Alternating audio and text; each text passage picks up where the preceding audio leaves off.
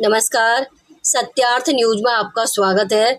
आज ग्राम चढ़ौली में समस्त ग्रामवासियों के सहयोग से भागवत कथा की भव्य कलश यात्रा निकाली गई, जिसमें सैकड़ों की संख्या में माताएं बहनें सिर पर कलश लेकर चल रही हैं।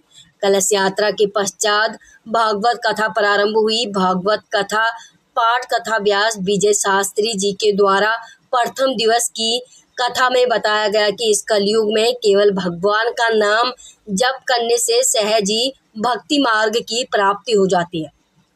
भागवत महापुराण में मरने से पहले क्या कर्म करें कि अपनी मुक्ति को प्राप्त कर सकें। स्थानीय ग्रामीण संजीव दांगी ने बताया कि कथा आज से शुरू हुई, जो 2 सितंबर तक चलेगी। विदिशा से देवेंद्र विश्वकर्मा की रिपोर्ट।